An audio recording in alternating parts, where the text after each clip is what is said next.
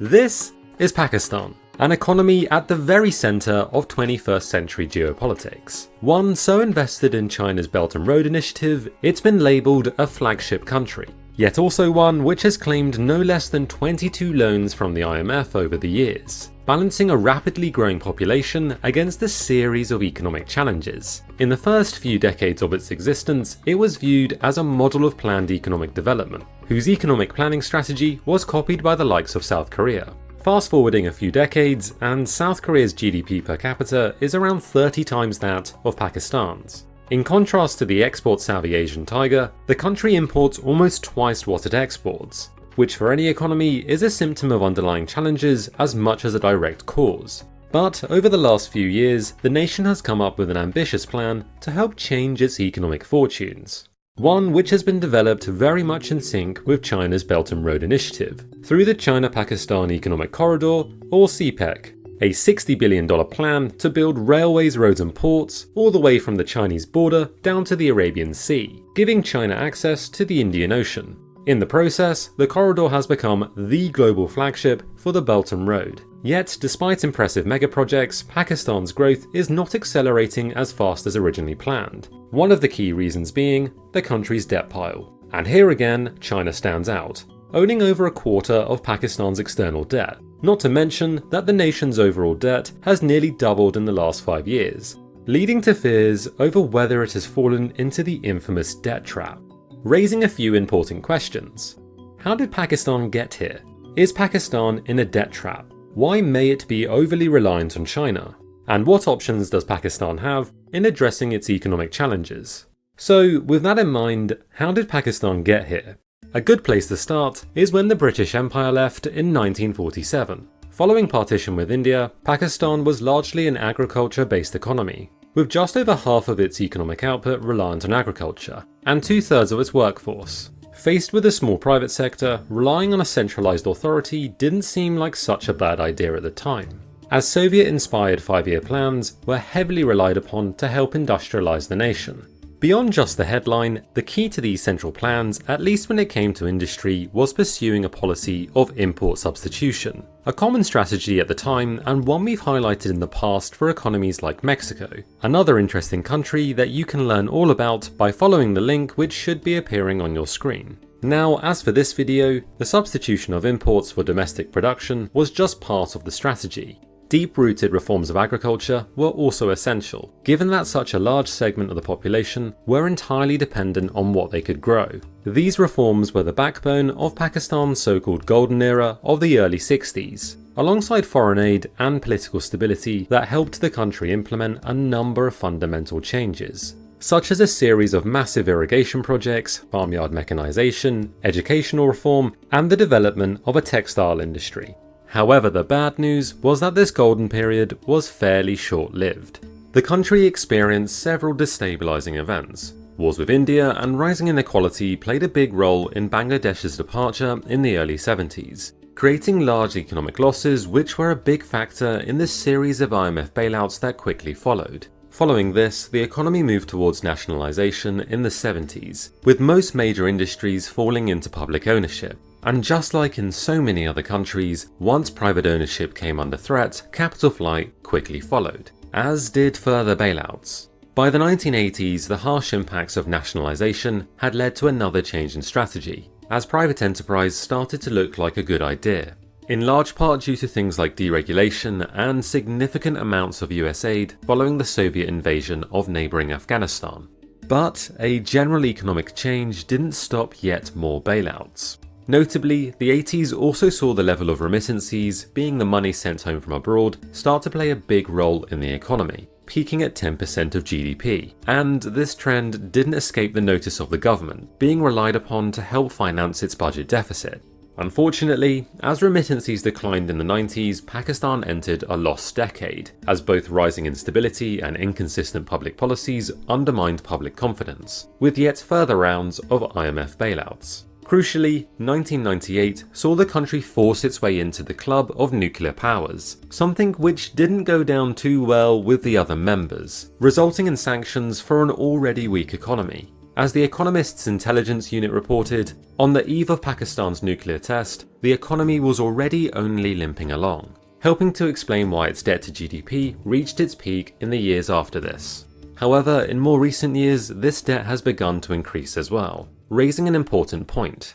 Given its cycle of debt crises and loans, is Pakistan in a debt trap? Before we answer this, it's important to know what a debt trap actually is. At the individual level, this can be defined as a situation in which a debt is difficult or impossible to repay, typically because high interest payments prevent repayment of the principal, just like having to shuffle credit cards to decide which one to pay using another, but never really getting on top of things. So when you scale this up to the realms of a whole country, this presents a whole new level of challenges.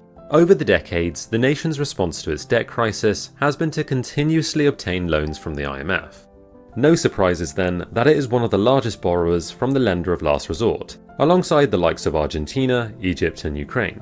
Fun fact: borrowing from the IMF no less than 22 times, and then some from the World Bank, Asian Development Bank and Middle Eastern countries like Saudi Arabia. With this in mind and its general struggles in raising enough revenue to service its loans, its borrowings have inevitably been passed down the generations. And that, for Pakistan, underlines the increasing importance of its network of regional alliances, with countries such as Saudi Arabia, the UAE, and of course China, who we'll be talking about shortly.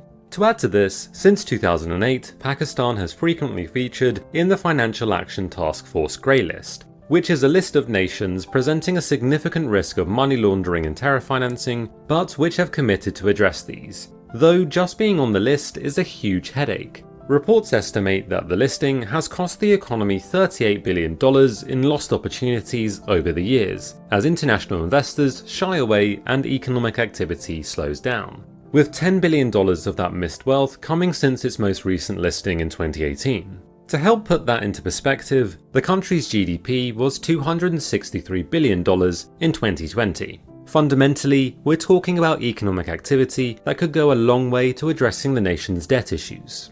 The national debt amounts to a staggering 88% of GDP, which is far higher than the 50% target set by Parliament. However, this debt is set to continue rising to $325 billion in the next 5 years. Way above the 40% debt to GDP level the IMF suggests is sustainable. In fairness though, Pakistan is far from alone in breaking the sustainable debt level. Before COVID, only 54 countries worldwide had managed to maintain a ratio below 40%. And speaking about debt, it's time to now introduce Pakistan's all-weather friend, China. A friendship identified by generations of leaders as stronger than steel, sweeter than honey, and deeper than oceans. Which sounds lovely. Though in economic terms, this relationship has focused around the development of Pakistan's infrastructure through considerable Chinese loans, and so raises a very important question. Why may Pakistan be overly reliant on China? A huge part of this has to do with China's Belt and Road Initiative, or BRI. The BRI goes well beyond just one country, as a global infrastructure development strategy which China is constructing to link East Asia to Europe by road, rail and sea. And Pakistan is playing a huge role in this strategy, primarily through the China-Pakistan Economic Corridor, or CPEC, which we mentioned earlier. A collection of infrastructure and energy projects stretching from the Chinese border all the way down to the Arabian Sea, equating to $60 billion. For China, CPEC can be considered the flagship project of the Belt and Road, providing not only strategic access to the Arabian Sea, but also a viable alternative to the Strait of Malacca choke point. Its critics have often argued that the Belt and Road is an attempt by China to capture recipient countries with loans they can't repay and then take control of the indebted nation's infrastructure. Former US Vice President Mike Pence went one step further, calling the initiative debt trap diplomacy. Yet such terms have been criticized by quite a few American institutions and think tanks, arguing that Chinese lenders will often seek to renegotiate, restructure, or refinance loans in the first place. Now, going back to the story at hand, all this focus on Pakistan's involvement in the Belt and Road is part of a wider point: the country's difficulties in raising foreign direct investment. In 2020, FDI amounted to $2.5 billion, less than 1% of GDP, a far cry of the 3.5% heydays of 2007 and 8.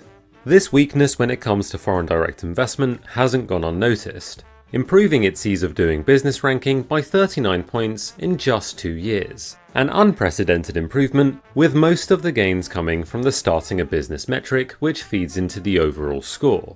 Yet, for all of the investment, critics have argued the country is squandering a golden economic opportunity. Projects once held for their promise to bring employment and wealth have instead been built by Chinese labour, equipment and materials. For example, reports indicate that after so many years and billions invested, only about 75,000 jobs linked to CPEC have been created in Pakistan, far short of the 1.5 million jobs per year originally promised. Making any game changers show few signs of the game actually being changed.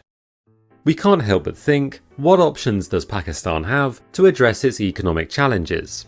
Any solution is likely to incorporate Pakistan's rapidly growing population. At an average age of just 22, the nation benefits from a massive demographic dividend, though this dividend is a double-edged sword. On the one hand, a growing labour force can boost output and consumption, lifting economic growth. On the other hand, high unemployment, low wages and a large informal sector so often plague rapidly growing populations. In fairness, the country does benefit from the impressive growth of its middle class, anticipated to grow from 63 million in 2015 to over 120 million by 2025. To put that in context, only China and India are expected to experience a larger gain over the period.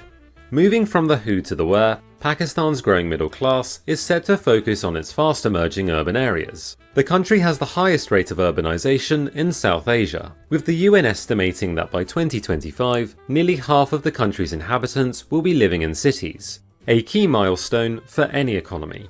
Another such milestone will be improving the nation's economic perception, particularly when it comes to indices like economic freedom, a term which encompasses a number of factors like the rule of law, government efficiency, and how open markets are in general. Unfortunately, it ranks 152nd on the index, and 34th among the 40 countries in the Asia-Pacific region. Sadly, this relatively poor performance is part of a wider trend, as it ranks 124th for corruption, highlighting the importance of improving institutional reform if it is to prosper in the future. Next up, and perhaps the most crucial, is debt restructuring. Currently, the country spends around 1/3 of its total federal budget on paying the interest on its debts, money it could be using to invest in its economic development. If a successful restructuring plan can be achieved, this may just give its ailing economy the breathing space needed for a fresh start, reducing debt dependency in the coming years. On the plus side, one of Pakistan's greatest strengths has been its foreign remittances, particularly from those working in the Middle East, increasing from just over 3 to 10% of GDP in the last 15 years, driven by increased worker migration, higher skilled migrants, and cracking down on illegal transfers, all of which have provided a vital source of foreign currency. However, this is also reflective of a brain drain, as skilled workers seek opportunities abroad. The challenge, therefore, will be how to attract these citizens back. It's near impossible to discuss Pakistan's economy without reference to its position on the map, a point underpinning so many of the infrastructure projects that form the basis of the country's plans. Yet, we can't help but feel that the Belt and Road is just one piece of the economic jigsaw. There are so many other pieces of the economic puzzle which need to fall into place first, especially if the country is to fully reap the benefits of its infrastructure, as well as avoiding the concerns raised over its debts. Chief amongst these will be deep structural reforms, in the shape of improved competitiveness, efficiency and economic stability, particularly if the nation is to capitalise on its growing middle class and attract its international labour force home. As for China, well, whether its investment is a gamble or in which ways it pays off really depends on how Pakistan addresses its economic challenges. Now, we'd be interested to know your thoughts on the matter. Is Pakistan in a debt trap? Should it worry about being so reliant on one country for its critical infrastructure? What's the best way to overcome its challenges? Let us know what you think in the comments below. And as always, see you in the next one.